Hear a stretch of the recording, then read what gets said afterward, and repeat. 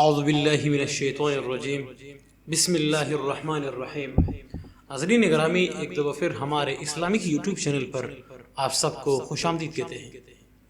ناظرین، آج کی دوسری قسط تاریخ الاسلام کی تعمیر مکہ المکرمہ کے بارے میں ہے۔ ناظرین، حضرت ابراہیم علیہ السلام کا سب سے پہلا اور مقدم فرض گمراہ دنیا کو توحید سے آشنا کرنا تھا، لیکن عراق، مصر اور شام کی متمدن دنیا میں گھوم کر دیکھ چکے تھے کہ یہاں کوئی خدا کا پیغام سننے والا نہ تھا۔ اس لیے توحید کی اشاعت و تبلیغ کے لیے ریگستان عرب کا سادہ سبھا، جو اپنی اصلی فطرت اور تمدن کی تفتش آرائیوں سے پاک تھا، انتخاب کیا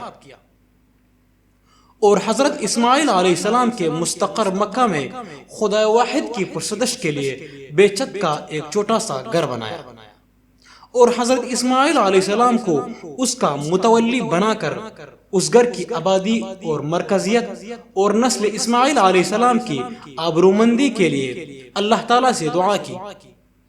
ناظرین، روئے زمین پر یہ پہلا گھر تھا جو خالص خدا واحد کی عبادت کے لیے بنایا گیا۔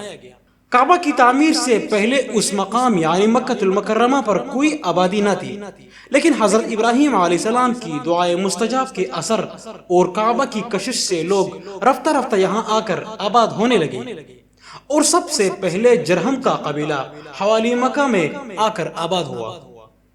ناظرین، حضرت اسماعیل علیہ السلام نے اس قبیلہ کے سردار مزماز جرہمی کی لڑکی کے ساتھ شادی کی۔ ناظرین، اس سے اس کی 12 اولادیں ہوئی۔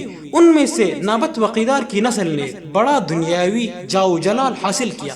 حضرت ابراہیم علیہ السلام کی زندگی میں ہی کعبہ کو عرب میں مرکزیت حاصل ہو گئی تھی اور یہ سلسلہ چل نکلا تھا۔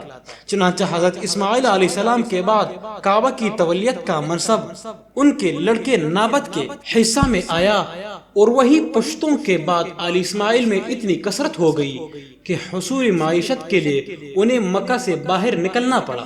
ناظرین، ان کی نکلنے کے بعد بنی جرہم نے کعبہ کی تولیت پر قبضہ کر لیا۔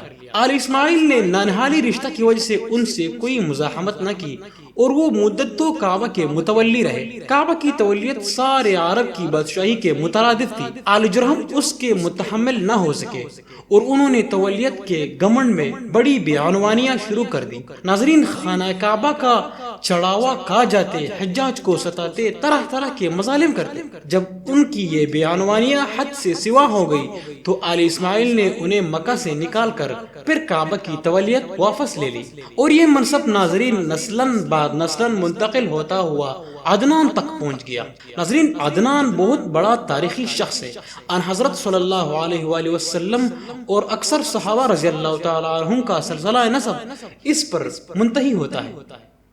ناظرین، ایک دفعہ ہمارے پیارے نبی کریم صلی اللہ علیہ وآلہ وسلم پر درود شریف ضرور پڑھی۔ ناظرین، اس کے زمانے میں عرب پر بخت نصر کا حملہ ہوا جس سے عربوں کو سخت نقصان پہنچا۔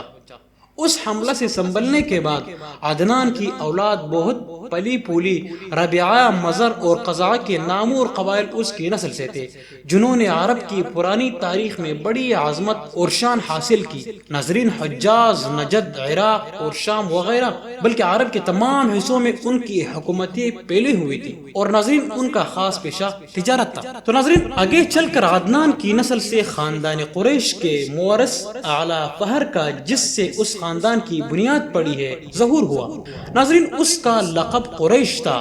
ناظرین، اس نسب سے اس کی نسل قریشی کہلاتے ہیں۔ قریش کے کل خانوادے اس کی نسل سے تھے۔ اس کی 5ویں پشت میں قریش کا تاریخی شخص قصی پیدا ہوا۔ ناظرین، قریش کی اجتماعی اور سیاسی زندگی کا آغاز اسی نامور شخص سے ہوتا ہے۔ قصہ کا باپ اس کے بچپن میں مر گیا تھا۔ ماں نے قبیلہ نبی عذرہ میں دوسری شادی کر لی تھی، اس لیے قصہ کا بچپن بنی عذرہ میں گزرا۔ جوان ہوا تو اپنے اصلی خاندان اور اس کی عظمت کا پتہ چلا۔ غیور طبیعت نے اجنبیوں میں رہنا گوارا نہ کیا، اس لیے وہ بنی عذرہ کو چھوڑ کر حجاز پہنچا۔ ناسیہ اقبال پر آثار بلندی دیکھ کر وادیاں والوں نے ہاتھوں ہاتھ لیا۔ ناظرین، اس زمانے میں قریش کی حالت نہایت خراب ہو رہی تھی ان کا کوئی نظام نہ تھا۔ وہ حجاز کے مختلف گوشوں میں منتشر تھے۔ حرم کی تولیت پر بنی خزاعہ قابض ہو گئے تھے اور قصاب کے ورود مکہ کے وقت کی تولیت خلیل خزاعی کے ہاتھوں میں تھی۔ قصاب بچپن سے نہایت حوصلہ مند، عاقل اور پرزانہ اور امارات پسند تھا۔ ناظرین، اسے یہ منصب جلیل غیروں کے ہاتھوں میں گوارا نہ ہوا، چنانچہ اس نے پہلے بنی کنانہ کی مدد سے بنی خزاعہ کو حرم سے نکالا۔ اس کے بعد قریش کو جو مختلف مقامات پر منتشر تھے سمیٹ کر واپس مکہ لایا اور ان کی تنظیم کر کے ایک چھوٹی سی ریاست قائم کی۔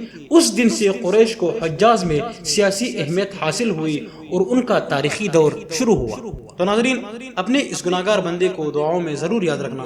اللہ حافظ۔